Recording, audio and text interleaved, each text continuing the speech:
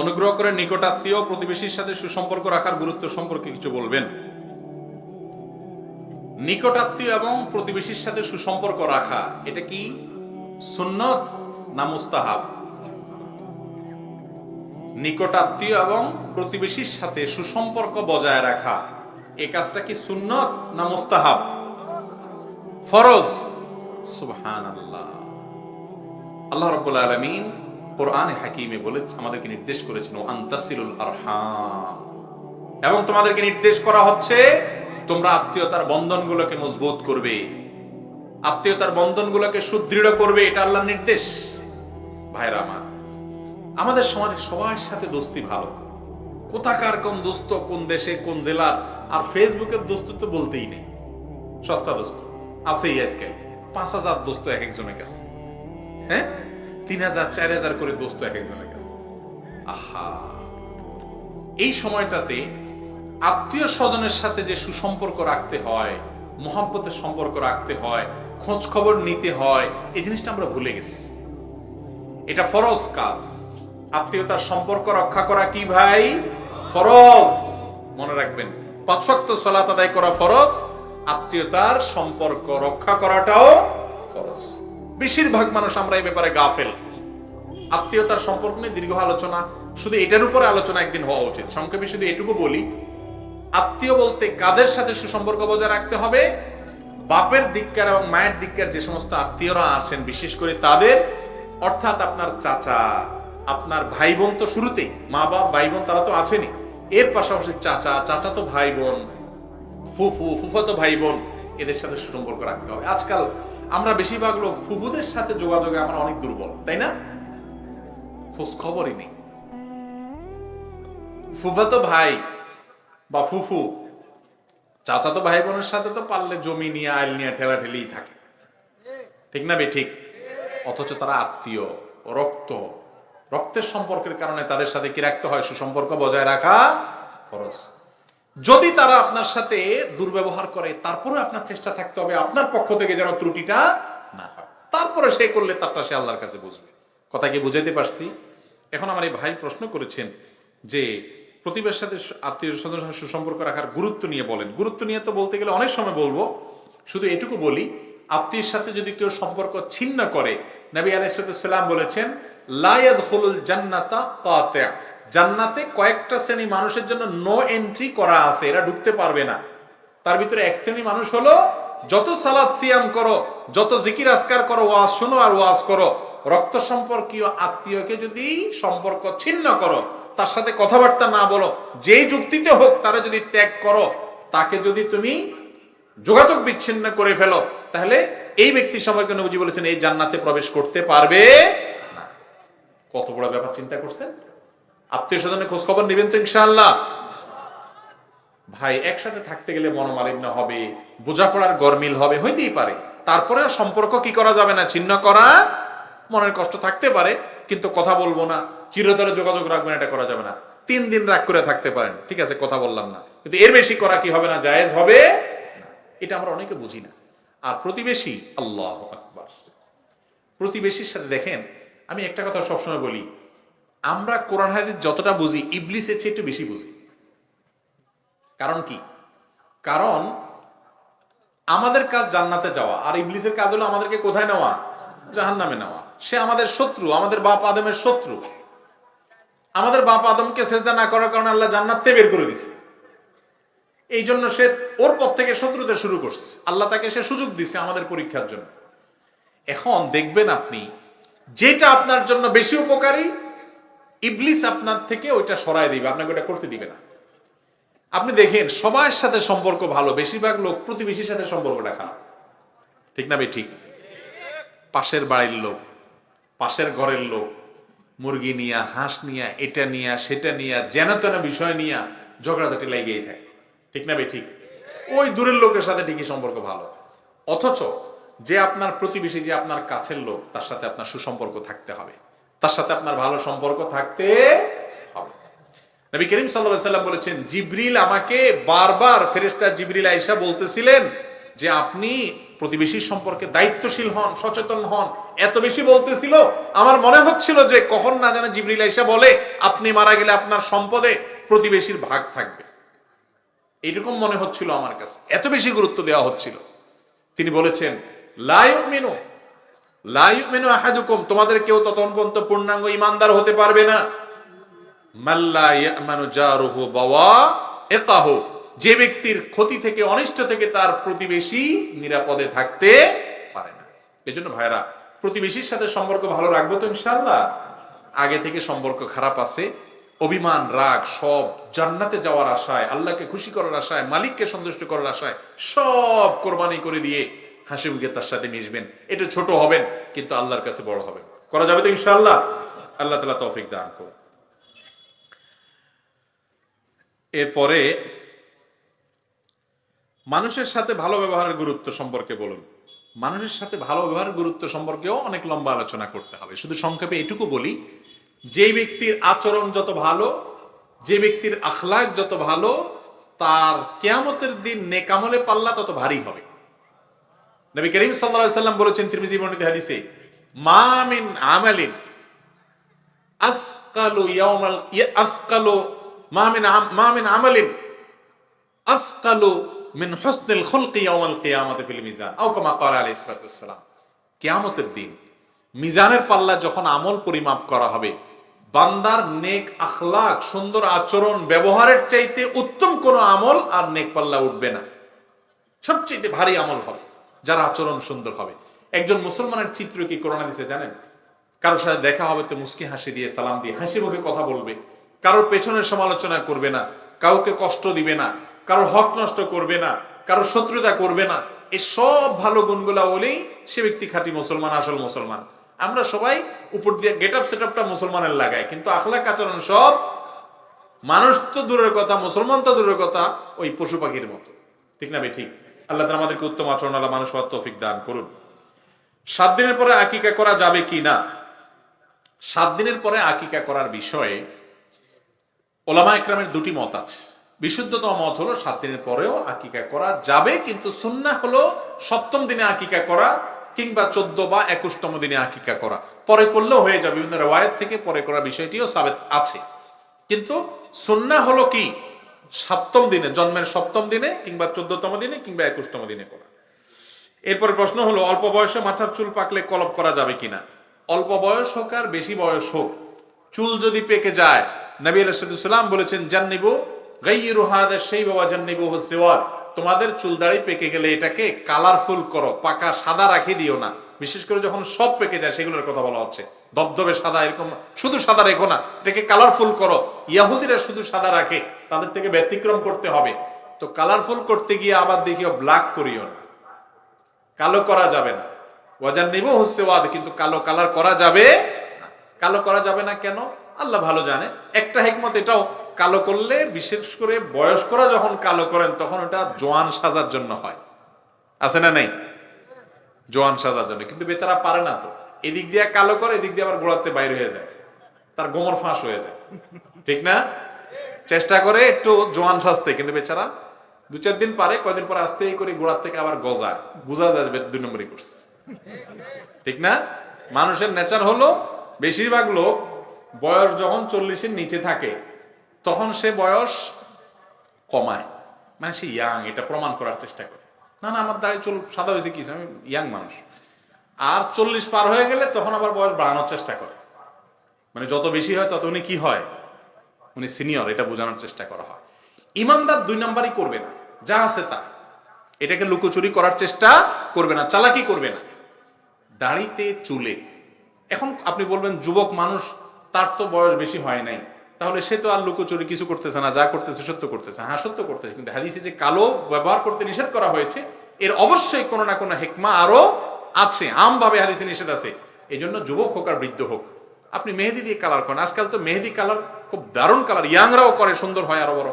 2-4টা-5টা চুল, অল্প কিছু চুল পাকলে সেখানে মেহেদি কালার লাগান, খুব সুন্দর হবে ইনশাআল্লাহ বিদিনিল্লাহ, কিন্তু কালো করা যাবে না, হাদিসে নিষেধ আছে। আমি একজন সেলসম্যান, মালামাল এক জায়গা থেকে অন্য জায়গায় ডেলিভারি দেই। এখন আমার সালাত কসর করতে হবে কিনা, সালাত কসর করলে কিভাবে করব? আপনি ডেলিভারি ম্যান, কোম্পানির কাজে আপনাকে যদি এক জেলা থেকে অনেক দূরে সফর করে যেতে হয়, সফরের দূরত্বে যেতে হয়, তাহলে সেক্ষেত্রে আপনি যতবার যাওয়া লাগে ততবার আপনি কসরের সালাত আদায় করবেন। আর যদি একই শহরে, যেমন ঢাকা শহরে ডেলিভারি ম্যান আশেপাশেই ঘুরে ঘুরে দেয়, তাহলে তার সফরে নাই, সে এখানে ডেলিভারি ম্যান পুরো সালাতে আদায় করবে। কিন্তু সফরে যদি যায় কোম্পানির কাজে, সে আজকে এক জেলায় কালকে আরেক জেলায় এরকম দূরে দূরে যায়, তাহলে পুরো সময়টাতে সে কি থাকবে? মুসাফির থাকবে, এবং মুসাফিরের সুবিধা সে পাবে, কসরের সালাত তাকে আদায় করতে হবে। কোন মুসলিম মৃত্যুর পর মসজিদে যে খতমে তাহলিল প্রচলন রয়েছে, এটা কি ইসলামে জায়েজ আছে? ভাই, কোন মুসলিমের মৃত্যুর পর তার জন্য জীবিতরা দোয়া করবে, আল্লাহর কাছে সাদাকা করবে, দান করবে। কিন্তু আমাদের সমাজে সব কিছুতে তো আসলে পয়সা করে দিয়ে আমরা শর্টকাটে সাজার চেষ্টা করি। এই ক্ষেত্রে আমরা সেই চেষ্টাটাই করি। কিছু মৌলবী, কিছু হুজুরদেরকে কিছু টাকা পয়সা দিয়ে ভাড়া আনি, হুজুর আপনারা মসজিদে বসে একটু এই খতমটা পড়ে দেন, ওই খতমটা পড়ে দেন, টাকা পয়সা হুজুররা বাক্সক করে নিয়ে পড়ে দেয়, সওয়াবটা ওই লোকের জন্য পাঠায় দেয়। আমি বলি এই টাইপের দোয়ায় আম সালা দুইটাই যায়। আম সালা যাওয়া বুঝেন, আমও গেল সালাও গেল। কিভাবে আম সালা দুইটা গেল? আল্লাহ রাব্বুল আলামিনের নিয়ম হলো, সুন্নাহ হলো, ওয়া আল্লাইসা লিল ইনসানি ইল্লা মা সাআ। মানুষ যেটা নিজে আমল করে সেটাই সে পাবে, এছাড়া আর কিছু সে পাবে না। তাহলে তেলাওয়াত যে করছে সওয়াব সে পাইল, আবার পয়সার বিনিময়ে সে মুর্দার জন্য করছে, ওইটা তো সওয়াব পাওয়ার রাস্তা থাকলেও বন্ধ হয়ে গেছে। তাহলে টাকাও হের হইলো, তেলাওয়াতও তার হইলো, আপনার আম গেল সালাও গেল। বুঝেন নাই কথা?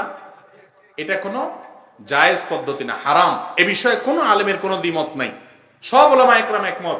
কোন মুর্দার জন্য দোয়া করে, দোয়া করিয়ে এই সমস্ত খতম টতম পড়ে টাকা পয়সা নেওয়া, এটা হুজুরের কিছু পকেট বাড়িটারি হইলো, সুবিধা টুবিধা হইলো, আর আপনার মনে সান্ত্বনা হলো যে আপনি মা বাবার জন্য কিছু একটা ঘটাই ফেলছেন। আসলে কিছুই হয়নি, অযথা টাকাটা গেল এবং সব বরবাদ হলো।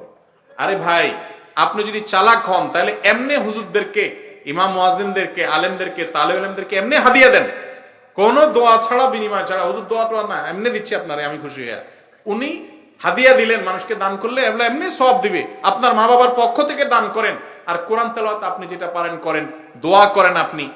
কিন্তু হুজুর ভাড়া করে এগুলা করবেন না, এগুলো একেবারে ভুল প্রজেক্ট। আমরা অনেকে এটা পিছনে অনেক টাকা নষ্ট করে থাকি। আমাদের মনে সান্ত্বনা হয় যে এতগুলো হুজুর মিলে পড়ছে, আল্লাহ কি আমার বাপরে ধরবে? আর না ভাই, এটা ভুল ধারণা। দোয়া করতে হবে, চোখের পানি ফেলতে হবে, নিজে অন্যদের কাছে দোয়াও চাইবেন, আর ওলামাদেরকে এমনি হাদিয়া দিবেন। এই সমস্ত মুর্দার জন্য খতম পড়ায় হাদিয়া দিবেন না, দেওয়াও না জায়েজ, নেওয়াও না জায়েজ। যে হুজুর সামান্য হাদিয়ার কাছে সে আপনার খতম বেচা দিছে মুর্দার জন্য, এই হুজুরের দোয়া আল্লাহ তাআলা আপনার মা বাপরে কিভাবে মাফ করবে আপনি আশা করেন? আল্লাহ তাআলা আমাদেরকে বুঝার তৌফিক দান করুন। এগুলো নাই হাদিসে কোরআনে। ভাই, আমি দুষ্টুমি করতে করতে ওয়াদা করে ফেলেছিলাম যে আমি 1 মাস ভাত খাবো না। এখন আমার আম্মু আমাকে আদেশ করতেছেন এই ওয়াদা ভেঙে খাবার খাইতে। আমার কি করা উচিত? আপনারা ধরে ভালো করে মারা উচিত। কারণ কাজ কাম না থাকলে যে সমস্যা হয় আর কি, মানুষ বেকার থাকলে যে কত আইডিয়া মাথায় আসে। 1 মাস ভাত খাবেন, আরে ভাই 1 মাস খাবেন না, দুষ্টুমি করে নিয়ত করছেন, এটা ফালতু কথা হলো না? হ্যাঁ, নিজেকে কষ্ট দেওয়ার জন্য যদি কোনো কসম করে কেউ, আল্লাহর কসম আমি এই কাজটা করবো না, সেটা তার জন্য কষ্টের, তাহলে সেই কষ্টের কাজটা তার জন্য করা কি নাই? জায়েজ। নিজেকে কষ্ট দেওয়া জায়েজ নেই। এক ব্যক্তি রাসূল আকরাম সাল্লাল্লাহু আলাইহি ওয়াসাল্লামের যুগে রোদে দাঁড়ায় আছে, সেও যুবক ছিল। দেখেন, এই বেহুদা মানুষ সব যুগে টুকটাক থাকে, আল্লাহ মাফ করুক। তো নবী আলাইহিস সালাম তাকে ডেকে বললেন, ভাই তুমি কেন এখানে দাঁড়ায় আছো কেন? বলে, ইয়া রাসূলুল্লাহ, আমি হলফ করেছি। আউযুবিল্লাহ, তিনি সাহাবী, তার শান রক্ষা করে আমাদের কথা বলা উচিত। আমি আগের কথা প্রত্যাহার করছি। যাই হোক, তিনি দাঁড়িয়েছিলেন হয়তো ভুল বুঝে, বা তিনি মনে করছেন এটা জায়েজ। নবী সাল্লাল্লাহু আলাইহি ওয়াসাল্লাম ডেকে বলছেন, দাঁড়ায় আছো কেন? বলেন যে, ইয়া রাসূলুল্লাহ, আমি কসম খাইছি আমি রোদে দাঁড়ায় থাকবো এতদিন। রাসূল আকরাম সাল্লাল্লাহু আলাইহি ওয়াসাল্লাম বলেছেন, এটা কোনো মানে নাই, তুমি কেন রোদে দাঁড়ায় থাকবা? নিজের প্রতি নিজে অবিচার করা, নিজেকে নিজে কষ্ট দেওয়া জায়েজ নেই। আল্লাহ বলেছেন, ওয়ালা তুলকু বিআইদিকুম ইলা তাহলুকা, তুমি নিজেকে ধ্বংসের দিকে ঠেলে দিবে না, আল্লাহ নিষেধ করেছে। এই জন্য এরকম নিয়ত, কেউ যদি কসমও করে 1 মাস ভাত খাবো না, মা যদি নির্দেশ করে কসম ভাঙার জন্য, তাহলে তো ভাঙতে হবে খুব জোরে। এটা আমার জিজ্ঞেস করার কি হলো? মা নির্দেশ না করলেও ভাঙতে হবে, কারণ অহেতুক ফালতু শপথ করলে, ভুল শপথ করলে সেই শপথ, সেই মানত ভাঙতে হয়, এটাই নির্দেশ। রাসূল আকরাম সাল্লাল্লাহু আলাইহি ওয়াসাল্লাম নির্দেশ করেছেন, মান নাযারা আইয়া আসি আল্লাহ ফালা ইয়াসিহি, কেউ যদি ভুল কাজ, হারাম কাজের মানত মানে, নবী রাসূল বলেছেন সে কাজ পুরা করবে না, মানত ভাঙবে এবং শপথের কাফারা দিয়ে দিবে, শপথ ভঙ্গ করে, শপথ করে থাকে। জাল্লার কসম আমি 1 মাস ভাত খাবো না, ভাতও খাবে আবার ওই 10 মিসকিনরাও খাওয়াবে, ডাবল জরিমানা। কথা কি বুঝাতে পারছি? এরপরে প্রশ্ন, পেশাগত কারণে কোনো নারী কোনো অসুস্থ পুরুষের সেবা করতে পারবে কিনা, এর বিধান কি? কোন নারী কোন বেগানা পুরুষের সেবা করবে না। একজন নারী অন্য নারীদের সেবা করবে, তিনি তার মাহরাম পুরুষদের সেবা করবেন। কিন্তু আজকের পৃথিবীতে আমাদের এই চিকিৎসা ব্যবস্থায় এমন একটা পর্যায়ে চলে গেছে, আপনারা অনেকেই জানেন যে এই মেয়েদেরকে নার্স রাখা তো অনেক পরের কথা। বাংলাদেশে একটা ভয়াবহ বিষয় আপনারা নিশ্চয়ই অবগত হয়েছেন অনেকে, আর অনেকে হয়তো জানেন না। আমাদের দেশে যত ডেলিভারি হয় হাসপাতালগুলোতে, বেশিরভাগ হাসপাতালগুলোতে মেয়েদের সন্তান ডেলিভারির সময় পুরুষ ডাক্তার থাকে। এবং এটা আমি তো মনে করি মানবতার জন্য বিশাল বড় একটা লজ্জা। সভ্য সমাজের সবচেয়ে বড় লজ্জাস্কর বিষয়গুলোর মধ্যে একটা এটা। এই দেশে আলহামদুলিল্লাহ অনেক মেয়েরা এখন ডাক্তারি পড়তেছে, অনেক মেয়েরা চিকিৎসক হচ্ছেন। সেখানে একজন মায়ের, একজন বোনের, একজন স্ত্রীর, আপনি নিজেকে সেই জায়গায় রাখেন তো দেখি। আপনার মা, আপনার বোন, আপনার স্ত্রী সন্তান ডেলিভারি হচ্ছে, এরকম একটা স্পর্শকাতর জায়গায় অন্য পুরুষ ডাক্তাররা কয়েকজন মিলে হাত রাখছে, কত ডেঞ্জারাস এবং কত নির্লজ্জ একটা কাজ হতে পারে। প্রায় গোটা দেশের এই চিত্র হয়ে যাচ্ছে দিন যত যাচ্ছে। শুধু আমাদের দেশে না, পৃথিবীর বিভিন্ন দেশে এই চিত্র আজকাল অহরহ হয়ে যাচ্ছে। ইচ্ছাকৃতভাবে এই নির্লজ্জ কাজ করতে বাধ্য করা হচ্ছে। অথচ মহিলা ডাক্তার, গাইনি ডাক্তার অনেক হচ্ছে, আরো বাড়ানো যায়, বিকল্প করা যায়। অনেক সময় দেখা যায় মহিলা ডাক্তার থাকা সত্ত্বেও তথাকথিত ট্রেনিং দেওয়ার নাম করে আপনার ছেলেদেরকে সেখানে দাঁড় করানো হয়। এই প্রথা দূর হওয়া দরকার এবং আমাদের সবাইকে আওয়াজ তুলতে হবে। সমাজ এতটা নোংরা, এতটা অসভ্য হতে পারে না। আপনি আপনার ট্রেনিং এর কথা বলবেন, প্রশিক্ষণের কথা বলবেন, হাজারো ব্যবস্থা আছে এর জন্য। তাই বলে একজন নারীর জীবনের এই কঠিন সময়ে পুরুষদের হাতে তাকে ছেড়ে দেয়া এবং পুরুষরা তার শরীরের সমস্ত আপনার জায়গায় হাত দেয়া এবং এই নির্লজ্জ কাজ করা, এটাকে কোনোদিন আমরা কেউই সহ্য করতে পারি না। আমাদের প্রত্যেককে এটা নিয়ে কথা বলতে হবে। আল্লাহ তাআলা আমাদের কর্তা ব্যক্তিদের জন্য বোধোদয় হয় সেই তৌফিক দান করুন। তো যেটা বলছিলাম, নার্সিং পেশা মেয়েদেরকে রাখা হয়েছে। গোটা পৃথিবীতে চিকিৎসা ব্যবস্থা আজকাল এটা করা হয়েছে যে মেয়েরা সেবা দিবে। আরে ভাই, একজন রোগী তার সেবায় একজন মেয়েকে যখন আপনি নিয়োগ দিবেন, বিশেষ করে ইয়াং মেয়েকে যখন আপনি নিয়োগ দিবেন, তার ব্যক্তিত্ব আছে, তার প্রাইভেসি আছে, তার পর্দার বিষয় আছে, সেগুলো লঙ্ঘন হচ্ছে। কেন? পুরুষের সেবা পুরুষ করলে সমস্যা কোথায়, মেয়েদের সেবা মেয়েরা করলে সমস্যা কোথায়? কিন্তু না, ওই যে ইবলিসের এজেন্ডাই হলো কোরআন হাদিস যেটা নিষেধ করবে ওইটার উল্টাটা করতে হবে। পর্দা যেহেতু আল্লাহ তাআলা ফরজ করেছেন, অতএব পর্দা লঙ্ঘন করতে হবে, এটাই সিস্টেম। তা না হলে পুরুষদেরটা পুরুষ করলে সমস্যাটা কোথায়, মেয়েদেরটা মেয়েরা করলে সমস্যাটা কোথায়? একজন মেয়ের জন্য কোনো অবস্থাতেই এই ধরনের কাজ করা জায়েজ না, যে কাজ করতে গেলে তার পর্দার বিধানকে লঙ্ঘন করতে হবে, হারামে লিপ্ত হতে হবে এবং পরপুরুষের সেবা দিতে হবে। হ্যাঁ, যদি কোথাও এমন পরিস্থিতি হয়, নিরুপায় কেউ নাই, একান্ত বিকল্প না থাকার কারণে বাধ্য হয়ে একটা মুমূর্ষু মানুষকে রক্ষা করার ব্যাপার হয়, সেটা তো ভিন্ন কথা। আল্লাহ তাআলা আমাদেরকে বোঝার তৌফিক দান করুন। মহিলাদের জন্য ওয়াটারপ্রুফ আইলাইনার, মাস্কারা, লিপস্টিক লাগিয়ে ওযু করলে ওযু হবে কিনা? যদি এরকম কোন লিপস্টিক থাকে যে লিপস্টিক ওয়াটারপ্রুফ, অর্থাৎ যেটা লাগানোর ফলে উপর দিয়ে পানি চলে যায়, আমাদের ত্বকে পৌঁছায় না, এরকম যদি থাকে, এই যে আইলাইনার, যে আপনার লিপস্টিকের কথা বলা হলো, সেই লিপস্টিক এভাবে ওয়াটারপ্রুফ কিনা আমি জানি না। যদি এরকম থাকে, বিশেষজ্ঞদের থেকে জেনে নেবেন যে এটাতে আদৌ পানি পৌঁছায় কিনা। যদি না পৌঁছায় তাহলে এটা ব্যবহার করা যাবে, ঠিক আছে, কিন্তু ওযুর আগে এটাকে রিমুভ করে, দূর করে ওযু করতে হবে। এটার উপর দিয়ে ওযু করলে ওযু হবে না। কথা কি বুঝাতে পারছি? আর যদি ওয়াটারপ্রুফ না হয় তাহলে সেক্ষেত্রে এটা দিয়ে ওযু করাতে অসুবিধা নাই। ধরুন নরমাল যে লোশন আছে বা নরমাল যে ক্রিমগুলো আছে, এগুলো ওয়াটারপ্রুফ না, তেল, এগুলো ওয়াটারপ্রুফ না, যার কারণে এগুলো ব্যবহার করার পর উপর দিয়ে পানি দিয়ে ওযু করতে পারেন, কোনো অসুবিধা নাই। কিন্তু যদি এই টাইপের লিপস্টিক হয় যেটা সত্যি ওয়াটারপ্রুফ এবং ভেতরে আপনার ত্বকে পানি যায় না, তাহলে সেটা দিয়া ওযু করলে ওযু হবে না। তো ব্যবহার করতে পারেন, পরবর্তী সালাতের আগে আগে সেটা দূর করে ওযু করতে হবে। একটা মেয়েকে পছন্দ করি, জেনায় জড়ানোর ভয়ে বাড়িতে বিয়ের কথা বলেছি, কিন্তু আমার পরিবার রাজি হচ্ছে না। কারণ হলো মেয়েটির মায়ের এক জায়গা থেকে তালাক হয়ে অন্য জায়গায় বিয়ে হয়েছে। এখন আমার কি করণীয় এবং আমার বাবা মায়ের উদ্দেশ্যে কিছু বলুন প্লিজ। ভাই, আমাদের সমাজে একটা বড় ভয়াবহ কুসংস্কার হলো, কোন মহিলার যদি একাধিক বিয়ে হয়, সে মহিলার মেয়ে বিয়ে করতে চায় না মানুষ। কোন মা তিনি তালাকপ্রাপ্তা হয়েছেন, তার মেয়ে মানুষ বিয়ে করতে চায় না। তার এক বিয়ে হয়েছে, এরপরে তালাক হয়ে আরেক বিয়ে হয়েছে, সেই জায়গাতে আপনার আগের ঘরের মেয়েকে কেউ বিয়ে করতে চায় না। এগুলো হলো আমাদের চারিত্রিক বড় ধরনের দোষ এবং ত্রুটি। যে সমস্ত বাবারা এই কারণে সন্তানকে বিয়ে দিচ্ছেন না, তারা ভালো করে কান খাড়া করে শুনে রাখেন, আপনারা আপনাদের এই কাজের মাধ্যমে একটা গুনাহ করছেন, ভয়াবহ গুনাহ করছেন। একজন অসহায় নারী, যার কোনো দোষ নাও থাকতে পারে, দোষ থাকলেও তার ব্যাপার, মেয়েটা যদি আপনার ছেলের জন্য উপযুক্ত হয়, আপনি তাকে আনতে কোনো কার্পণ্য করা উচিত না। কিন্তু আমরা কার্পণ্য করি কেন জানেন? কারণ আমরা যত বড় বড় ভদ্রলোক সাজি, আসলে আদতে আমরা বেশিরভাগ লোকই ছোট লোক। যার কারণে ছেলেকে আমরা বিয়ে করার সময় বলি যে, যদি আপনার তোমার শ্বশুর শাশুড়ি একাধিক বিয়ে থাকে তাহলে কদর হবে না, শ্বশুর না থাকলে সেখানে বিয়ে করানো যাবে না, কারণ কে কদর করবে। কত বড় ছোট লোক চিন্তা করেন। একটা মেয়ে নিয়ে আসবে একটা ফ্যামিলি থেকে, সেখানে আবার সেখানে কি কদর পাবে না পাবে সে যোগ বিয়োগ করতেছে। এটা তো ব্যবসা করতে গেছে, বিয়ে করতে যায়। ঠিক না ভাই? ঠিক। ছেলে একটা হইলে ছেলের বাপ মা মনে করে কি এক সম্পদ পেয়ে গেছে, হ্যাঁ, কি এক সম্পদ পেয়ে গেছে। এখন সে বিভিন্ন রকমের বায়না ধরে, হ্যাঁ ছেলে একটা তার হয়েছে। বাবারা যারা এই সমস্ত করছেন, তারা দুনিয়াকে অগ্রাধিকার দেওয়ার কারণে মনে রাখবেন, প্রকৃত সুখ থেকে নিজেও বঞ্চিত হচ্ছে, নিজের ছেলেকেও বঞ্চিত করছে। বিবাহ হবে চরিত্রকে হেফাজত করার জন্য।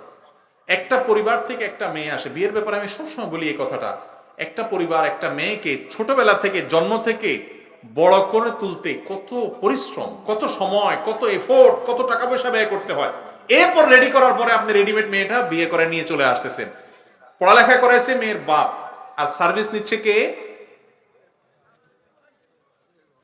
জামাই, জামাইয়ের বাচ্চা কাচ্চা পড়াচ্ছে, এই সংসারে এসে সার্ভিস দিচ্ছে, ঠিক না? রান্না বাড়া শিখাই দিছে মায়ে, আর রান্না করে খাওয়ায় কোথায়? শ্বশুর বাড়িতে। আহা, শুধুমাত্র এই অবদানের কারণে একটা মানুষ, আগাগোড়া একটা মহিলা সারা জীবনের জন্য সবকিছু শিখেছে, বিল্ড আপ করে দিয়েছে, তৈরি করে দিয়েছে, গড়ে দিয়েছে, যে মা বাপ তাদের থেকে মেয়েটা চিরকালের জন্য নিয়ে আসতেছেন। উচিত তো ছিল তাদেরকে এই মেয়ের শরীর ওজন করে পয়সা করে দিয়ে আসা, ঠিক না বেঠিক? সেখানে উল্টা তাদের কাছ থেকে যৌতুক আশা করেন। আপনার ছেলেকে কি খাওয়াবে শ্বশুর মরে গেলে, সেখানে বিয়ে করান না। আপনার চেয়ে বড় ছোট লোক আল্লাহর জমিনে আর কেউ নেই। এটা অনেক বড় মাপের ছোট লোকই, মনে রাখবেন। নিকৃষ্ট নজর, এটা ছোট নজর। কেন? আপনার ছেলের খানার তল পড়ছে, তার বাড়িতে যায় খাইতে হবে। আমি খুব দুঃখের থেকে এই কথাগুলো বলছি। হাজার হাজার ফ্যামিলিতে সমস্যা আছে, যে শ্বশুর নাই সেখানে বিয়ে করাবে না। মুরব্বীরা ভালো করে শুনে রাখেন, এই সমস্ত অমানবিক, এই সমস্ত নিচু কাজের কারণে আল্লাহর কাছে জবাবদিহি করতে হবে। এগুলো গুনাহের কাজ। মেয়ে উপযুক্ত কিনা, পরিবারটা আপনার পছন্দ হয় কিনা, সে মেয়ের মার কয় বিয়ে হয়েছে, তালাক হয়েছে, স্বামী মারা গেছে, বাপ কয় বিয়ে করেছে, এটা আপনার দেখার দরকার নেই। বাপ 2 বিয়ে করেছে, তো ওই ঘরের মেয়ে বিয়ে করবে না কেন? কারণ শাশুড়ি 2 জন। তো সমস্যা কি? শাশুড়ি 2 জন আরো ভালো হয় না, ডাবল পাইলো। কিন্তু না, এগুলো হলো সবগুলো আমাদের মানসিক সমস্যা। বিধবাকে কেউ বিয়ে করতে রাজি না, তার বাচ্চাকে কেউ বিয়ে করতে রাজি না। আমাদের যুবকদেরকে এই পরিবর্তন করার জন্য আগাইতে হবে। তৈরি আছেন তো ইনশাআল্লাহ? সমাজের এই সমস্ত অনাচারের বিরুদ্ধে আমাদেরকে দাঁড়াতে হবে। মুরব্বীদেরকে বোঝাতে হবে, মা বাবার সাথে বেয়াদবি নয়, হাতে পায়ে পড়ে বোঝাতে হবে যে কি অন্যায় করেছে সে। করা যাবে তো ইনশাআল্লাহ? আল্লাহ তাআলা আমাদের মুরব্বীদেরকে হেদায়েত দান করুন। আমরা যেন ছোট লোকই ছেড়ে আল্লাহর জন্য স্যাক্রিফাইস করা শিখি। আরে ভাই, একটা অসহায় পরিবারের মেয়ে যদি বিয়ে করেন, সব বেশি হবে যদি সে যোগ্য হয়, সব দিক থেকে ঠিক হয়। কেন বিয়ে করবেন না? মনে রাখবেন, শ্বশুরবাড়ির আদর তোয়াজের নজর যারা করে, এরা আসলে আদতে ছোট লোক, আল্লাহর কসম আদতে ছোট লোক। এবারে কোনো সন্দেহ নেই। শ্বশুরবাড়ির আদর তোয়াজের আশা করেন কেন মিয়া? যেই মেয়ে গড়ে দিছে বেটা, বলবেন শ্বশুর মশাই এ পর্যন্ত কত লক্ষ টাকা খরচ হয়েছে আপনার এই মেয়েকে জন্ম থেকে এ পর্যন্ত করার জন্য, হিসাব করে দেন, আমি এক চেকে দিয়ে দিই। এটা উচিত আপনার? সেইটা না করে আবার আশা করেন আলমারি দিল কিনা, বাইক দিল কিনা, ফ্রিজ দিল কিনা, এর চাইতে বড় ডাকাত আল্লাহর জমিনে আরেকটা আছে। সবচেয়ে বড় ডাকাত আল্লাহর জমিন এই যৌতুকখোর। মেয়ের বাবাদের অনেক অনাচার আছে, তারা মোহরের টাকা এতগুলো এমন ভাবে চায়, এজন্য সব চোর চোপটা তাদের কপালে পড়ে, ভাড়া পোড়া নসিবে পড়ে। দুই দিক থেকেই সমস্যা আছে। মূল কথা হলো আমরা সবাই ছোট লোক, বেশিরভাগ লোক। আল্লাহর কিছু নেককার মানুষ তো সব সমাজেই আছে, নজর সবাই নিচে। ওই মেয়ের বাপের নজর হলো 10 লাখ 20 লাখ মোহরের টাকা, আর ছেলের বাপের নজর হলো যে শ্বশুরবাড়ির জামার পোলা কি খাবে, আদর যত্ন কি পাবে না পাবে, ঠিক না ঠিক? সব নিচু নজর। বিবাহ একটা পবিত্র বন্ধন, এখানে দুনিয়াবি এই সমস্ত স্বার্থগুলো একেবারেই গৌণ হওয়া উচিত। আল্লাহ আমাদেরকে বোঝার তৌফিক দান। এরপরে প্রশ্ন হলো, ভাই ছেলেদের মতো অনেক মেয়েদের দাড়ি মোছ উঠে, তাদেরকে এই দাড়ি মোছ রাখতে হবে? না, এই দাড়ি মোছ রাখতে হবে না। এই মেয়েদের দাড়ি বা মোছ যদি উঠে, এটা তাদের জেনেটিক প্রবলেমের কারণে হয়, এটা তাদের একটা শারীরিক সমস্যা, অতএব এটা রিমুভ করার ব্যবস্থা বরং নিতে হবে। এটা তারা তুলে ফেলবে। এটা তুলে ফেললে, পুরুষ যেরকম দাড়ি তুলে ফেললে গুনাহ হয়, এটা তাদের গুনাহ হবে না, বরং সেটাই নির্দেশিত। সাধারণত আমাদের দেশে মেয়েদের যদি কারো দাড়ি উঠে 2, 4, 5টা হয়তো উঠে, মোছ হয়তো অনেক বেশি উঠে, এত বেশি যদি উঠে পুরুষের সাথে সাদৃশ্য হয়ে যায়, বরং সেটা রিমুভ করার ব্যবস্থাই করতে হবে। এরপরে প্রশ্ন হলো, এক মেয়ে আমাকে বলেছে আমি যদি তার সাথে সম্পর্ক না করি সে আত্মহত্যা করবে। সে যদি আত্মহত্যা করে আমার কি পাপ হবে? দেখেন, এই জাতীয় প্রশ্ন প্রতিদিন আমার কাছে 20টা 30টা 40টা আসে, সবগুলা ফালাই দিলে কোন ফাঁক দিয়ে একটা থেকে যায়।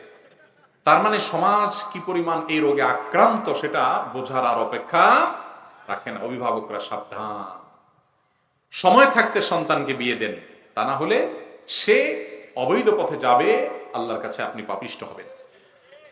যুবকরা ঠিক বলার আগে কাজ কামে লাগেন। কাজ কামে লাগবেন না, শুধু মুরব্বীদেরকে বিয়ের জন্য আর্গুমেন্ট করবেন বা বিয়ে করে না আমার কাছে দোষ দিতে আসবেন, নালিশ দিতে আসবেন। নিজে কাজ করেন কি? আমি তো সবসময় বলি, যুবক যদি পয়সা করে কামানো ধরেন, ভালো করে সিরিয়াসলি লাগেন, কোনো কাজকে ছোট মনে না করেন, পরিশ্রমী হন, আমাদের প্রিয় দেশও গড়ে তুললেন, নিজেও নিজের পায়ে দাঁড়ালেন, তাহলে পয়সা করি হলে বাপ মা বিয়ে দেওয়া লাগবে না, মেয়ের বাপরাই তুলে নিয়ে যাবে। কিন্তু পয়সা করে কামাবেন না, কিছু না, ফেসবুকে ইটিস পিটিস করবেন, এরপরে বলবেন বাপে বিয়ে করায় না। এটা তো সমস্যা। দুই দিক থেকেই চেষ্টা থাকতে হবে ইনশাআল্লাহ। তো যেটা বলছিলাম, যে কোন মেয়ে যদি বলে যে তুমি আমার সাথে সম্পর্ক না করলে আমি আত্মহত্যা করব, অনেক যুবকরা মেয়েদের এই জাতীয় কথায় আপনার গলে যায়, গলে গিয়ে আকামের পথে চলে যায়। আপনি বলে দিবেন, ভাই তুমি কি আত্মহত্যা করবা না হজমরা করবা, এটা তোমার ব্যাপার, আমি হারামের পথে যেতে পারবো না। কথা সাফ। আল্লাহর অবাধ্য হয়ে, আল্লাহর নাফরমান হয়ে হারাম পথে পা বাড়িয়ে আমি তো কোনো কাজ করতে পারবো না, তাতে তুমি কি করবো না করবা তোমার ব্যাপার, আমি কি করছি তোমাকে। কথা কি বুঝাতে পারছি? এই সৎ সাহস থাকতে হবে। আরে আত্মহত্যার ভয়টা, এগুলো তো উদামিসা কথা, বেশিরভাগ এগুলা বেশিরভাগই এই অবৈধ সম্পর্কের মধ্যে। এটা তো জিনিসটা যেহেতু অবৈধ, এই জন্য সব কথাবার্তা সলসাদের বেশিরভাগ মিথ্যা। তোমার চাইতে আপন কেউ না, হান তান কাউকে জীবনে বলবো না, কদিন করে বিয়ে করার জায়গা। এই 2 নম্বরই কাজটা, যেহেতু 2 নম্বর, এই জন্য এটাকে আনুষঙ্গিক যে কত কাজ আছে সবগুলা কি 2 নম্বর। এই জন্য এই 2 নম্বর কাজের যত গান আছে দেখবেন, জ্বলে গেল, পড়ে গেল, মরে গেলাম, শেষ হয়ে গেলাম, আমি মরে যাব, বাঁচাতে পারবে না কেউ, ওটা কপাল পোড়া এসে ধ্বংস হয়ে যায়। কারণ ওর উপর তো আল্লাহর রহমত থাকে না, গজব নাজিল হয়, নাফরমানি করে। কোন মেয়ে যদি আপনাকে এই জাতীয় কথা বলে, আপনি দায়িত্বমুক্ত হওয়ার জন্য তার বাবাকে, তার গার্ডিয়ানদেরকে জানায় দেন যে আমি অবৈধ পথে আপনার মেয়ের জন্য যেতে পারবো না, সে কিন্তু এটা করছে। তারে বলবেন, তোমার আত্মহত্যার আগে কাজ একটা করতেছি, তুমি যে আমারে হারাম পথে ডাকতেছো, এগুলো তোমার বাপ মারা জানাই দিতেছি। তখন দেখবেন সোজা হয়ে যাবে। আত্মহত্যার দরকার নাই, বিজ্ঞাতা কুত্তা টাকা পলিসি করতে হবে মিয়া। যে কোনো জায়গায় যাইতে হলে ফাঁক ফোকরে চিপা পড়ে গেছেন, বাইর হওয়ার বুদ্ধি করবেন, বুদ্ধি করে বাইর হয়ে আসবেন। কিন্তু খবরদার কারোর এই সমস্ত কথায় চিড়া ভিজায় ফেলবেন না, গলে যাবেন না, হারামের পথে পা বাড়াবেন না। সাবধান। যুবকদেরকে ধ্বংস করার সবচেয়ে বড় অস্ত্র হলো এই যুগে এটা। এমন ভাবে সিস্টেম করা হয়েছে, চাইলেও যুবকরা বাঁচতে পারে না। আল্লাহ আমার যুবকদের ঈমান আমল হেফাজত করার তৌফিক দান করুন। এই দিনের পথে আমার আগে যখন ভুল পথে ছিলাম, এই দিনের পথে আসার আগে যখন ভুল পথে ছিলাম, তখন কিছু ঋণ থাকতে পারে, যাদের পরিচয় জানা নেই, তাদের ঋণ কিভাবে পরিশোধ করব? যাদের টাকা পয়সা মারছেন, অবৈধভাবে খাইছেন, ভোগ করছেন, এখন যদি পরিচয় জানা থাকে তো তাদেরকে গিয়ে দিবেন, তারা যদি বেঁচে না থাকে সন্তানদেরকে দিবেন, তাদেরকেও খুঁজে পাওয়া যাবে না, তাহলে সেক্ষেত্রে তাদের পক্ষ থেকে দান করবেন, গরিব দুঃখীকে নিয়ত করবেন অমুকের পক্ষ থেকে দিচ্ছি, সবটা সে পাবে, তাহলে তার অ্যাকাউন্টে সব জমা হয়ে যাবে। আপনি পাশাপাশি আল্লাহর কাছে ইস্তেগফার করবেন, দায়মুক্ত হবেন ইনশাআল্লাহ।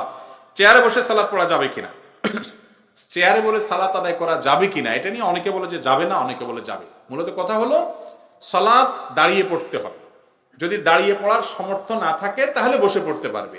রুকু সিজদা করতে হবে, এগুলা ফরজ, স্বাভাবিকভাবে করতে হবে, কিন্তু কেউ করতে পারে না, তার জন্য যেভাবে পারে সেভাবে পড়াটা হলো নির্দেশিত। এখন মুশকিল হলো আজকাল যে একটু মাজার ব্যথা, একটু কোমরের ব্যথা, এটা শরীরটা খারাপ লাগতেছে, চেয়ারে দপাস করে বসে গেছে, ঠিক না ভাই? ঠিক। মসজিদগুলোর আশেপাশে এই পরিমাণ চেয়ার, এটা কি মসজিদ না আরএফএল এর কোনো দোকান? এটা বুঝতে অসুবিধা হয়ে যায় অনেক সময়, তাই না? এক মাথা ধরে অনেকগুলো, এত মাজার ব্যথার রোগী কোত্থেকে আসলো ভাই? 20 বছর আগে তো এত রোগী ছিল না। যাই হোক, যদি কেউ এরকম হয় যে তিনি দাঁড়াতে পারেন, তাহলে তিনি দাঁড়িয়ে সালাত আদায় করবেন, কিন্তু কোমর ভেঙে রুকু করতে গেলে তার অসহনীয় যন্ত্রণা হয়, কষ্ট হয়, অথবা এরকম করলে একজন দিনদার মুসলমান ডাক্তার তাকে বলেছেন যে এতে স্থায়ী বড় ধরনের ক্ষতি হয়ে যাবে, তাহলে সেক্ষেত্রে তিনি দাঁড়ায় সালাত পড়বেন, রুকুর সময় আস্তে করে চেয়ারে বসে ইশারা করে রুকু করবেন, এটা তার জন্য জায়েজ আছে, কারণ তিনি মাযুর। একইভাবে সিজদা করতে পারে না, তার জন্য এটা জায়েজ আছে। অনেক মা বোন গর্ভবতী যখন হন তখন তাদের শরীর অনেক সময় ফ্যাটি হয়ে যায়, অনেকে দুর্বল হয়ে যায়, অনেকে অনেক বেশি ফ্যাটি হওয়ার কারণে আপনার শরীরের ভারসাম্য হারিয়ে পড়ে যেতে পারেন, এরকম ভয়টা জোরালো থাকে, তাহলে সেক্ষেত্রে তারা চেয়ারে বসে সালাত আদায় করতে অসুবিধা নাই। কিন্তু যতটুকু দাঁড়াতে পারেন ততটুকু দাঁড়াবেন, যখন রুকু সিজদা করতে পারতেছেন না তখন বসে যাবেন, আর যদি দাঁড়াইতেও না পারেন তাহলে পুরোটা চেয়ারে বসে পড়তে পারেন। অনেক লোক আছে দুনিয়ার সব আপনার করতে পারে, জমি জমা, হাল চাষা, গাছ কাটা সব পারে, মসজিদে এসে দপাস করে একটা চেয়ার টান দিয়ে বসে যায়। যদি এটা শৌখিনতার বশত হয়, একটু ভাব ধরার জন্য হয় যে আমি একটু বিশেষ ব্যক্তি চেয়ারে বসলাম, তাহলে ওই ভাবই ধরবেন, নামাজ হবে না। কার সামনে ভাব ধরতে আসছেন? আহকামুল হাকিমের সামনে। তো মাজুর যিনি, তার জন্য ঠিকই কি আছে, জায়েজ আছে। এটা বুঝতে হবে যে কার পরিস্থিতিটা কি। মহিলাদের সালাতের পোশাক কি হওয়া উচিত? মহিলাদের সালাতের পোশাক হবে মাথা থেকে পা পর্যন্ত আপাদমস্তক ঢাকতে হবে, আপাদমস্তক ঢাকতে হবে, 2 হাতের কবজি একটু খোলা থাকবে, এমনকি চুল ঢাকতে হবে, গলা ঢাকতে হবে। শাড়ি যদি কোনো মা বোন পরে সালাত আদায় করতে চান পড়তে পারেন, কিন্তু শাড়ি পরার পর তার পেটের কোনো অংশ, পিঠের কোনো অংশ, গলা, তারপরে কাঁধ, এগুলো তো হাতের গোছা, এগুলো তো তিনি ঢেকে রাখতে পারবেন না চাইলেও। এই জন্য ওইটার উপর আরেকটা ওড়না দিয়ে ঢেকে তারপর সালাত আদায় করবেন। আজকাল আলহামদুলিল্লাহ অনেক সুন্দর সুন্দর সালাতের নামাজের ওড়না বের হয়েছে, দেখেছেন না আপনারা? এগুলো মা বোনদেরকে কিনে দিবেন, যে শুধুমাত্র মুখমণ্ডলটা দেখা যায় আর সব এই জামের নিচে, তুতের নিচে চুল সবকিছু ঢেকে থাকে, একদম মাথাতে পা পর্যন্ত। যে পোশাকে ভিতরে থাকুক, একটা পবিত্র পোশাক, উপর দিয়ে ওইটা পরে নিয়ে সালাত আদায় করে ফেললো, সালাত হয়ে যাবে। পোশাক যে কোনোটা পরে সালাত আদায় করতে পারেন, কিন্তু মাথাতে পা পর্যন্ত ঢাকতে হবে, পুরো শরীর ঢাকতে হবে সালাতের সময়, শুধু মুখমণ্ডল আর 2 হাতের কবজি খোলা থাকবে। মনে রাখবেন ইনশাআল্লাহ। কার্টুন দেখা জায়েজ আছে কিনা? বিশেষ করে বাচ্চাদের কথা বলতে চাই, বড়দের জন্য তো এটা প্রশ্নই ওঠে না, সময় অপচয়। বাচ্চাদের বিনোদনের জন্য যদি কার্টুন দেখান, যে কার্টুনগুলোতে হারাম কোনো কিছু আছে বা শুধু মারামারি কাটাকাটি আছে, এগুলো বাচ্চাদেরকে দেখাবেন না, এগুলো বাচ্চাদেরকে দেখানো উচিত না, সঠিক না। আজকাল এই সমস্ত কার্টুন দেখে বাচ্চারা মারামারি শিখে, ঠুস ঠুস শিখে। এই জন্য দেখবেন একটা ভালো বাচ্চা, বাসায় একজন গেস্ট আসলে দেখবেন ঠুস করে এরকম সে মোশন ধরে, কারণ সারাদিন এগুলো দেখে সে গেমের মধ্যে। তো কার্টুনের মধ্যে, গেমের মধ্যে যদি এই সমস্ত সারাদিন দেখে যে ওই টম জেরির পিছে লেগে থাকে, দৌড়াইতে থাকে, অস্থির থাকে। আপনারা সবাই দেখছেন, আমিও দেখছি। বাচ্চাদের সারাদিন যদি এগুলো দেখান, তো সে মনে করবে যে আমার বোধ হয় ওই ছোট ভাই বোনের পিছে এরকম লেগে থাকতে হবে। এই সংসারে যে পোলাপাইনে অশান্তি, ক্রেজি হয়ে উঠতেছে, কেন উঠতেছে? আমার একটা অভিজ্ঞতার কথা বলি। আমার মসজিদে জুমার সময় এটা নিয়ে একদিন আলোচনা করার পর অনেক দিন পরে এসে এক মুরব্বী বললেন যে বাবা, আমার এক নাতি রাত্রে হঠাৎ ভয় পেয়ে উঠতো, এরকম আরো বেশ কিছু সমস্যা ছিল। তো আপনার কথা অনুযায়ী আমরা গেম টেম এগুলো সব দুয়ার বন্ধ করে দিয়েছি। কিছুদিন কষ্ট হয়েছে, কান্নাকাটি, চিল্লাচিল্লি, ভাঙচুর করছে, পরে আস্তে আস্তে ঠিক হয়ে গেছে। কিন্তু এখন তার সব সমস্যার সমাধান হয়ে গেছে আলহামদুলিল্লাহ। আজকাল বাচ্চারা যে ক্রেজি হয়ে উঠতেছে, এখন দেখেন বেশিরভাগ বাচ্চা একবারে পিচ্ছি বাচ্চা, মা বাপ বলে যে মাথা এত গরম, আরে বাবা খুব রাগ। এখন সব পিচ্ছি পোলাপানের মেজাজ কি হট, কিছু হইলেই ভাঙচুর। মা বাপ আবার এটা খুব ভালোভাবে নেয় যে বাচ্চা খুব জেদি, মাশাআল্লাহ, মনে হয় যে খুব মেধাবী। বাচ্চা যে একটা রোগী এটা টের পায় না বেচারা। রোগী হয়ে গেছে, সে ক্রেজি হয়ে গেছে।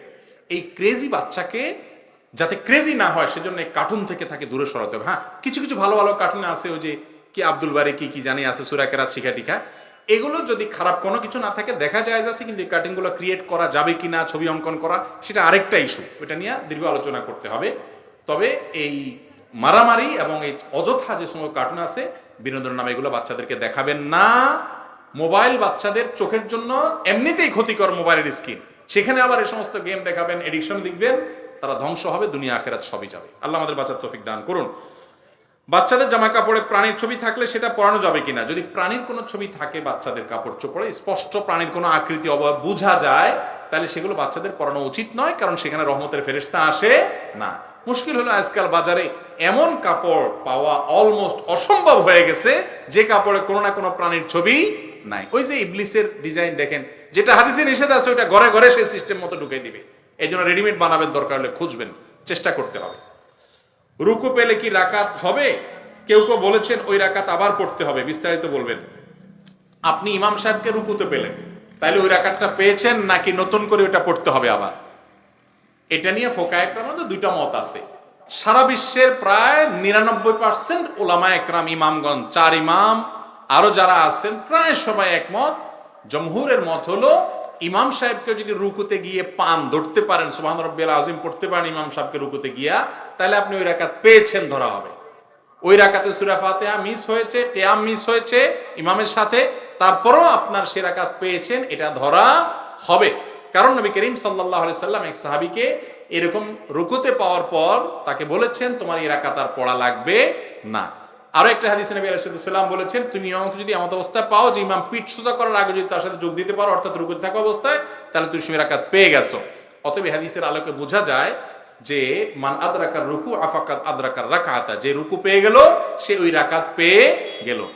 একেবারে মানে খুব সীমিত পরিমাণ কিছু ফকি কোন কালে বলেছেন, সাম্প্রতিক কালেও কোনো উল্লেখযোগ্য ফকিদের মত সেরকম একটা নাই।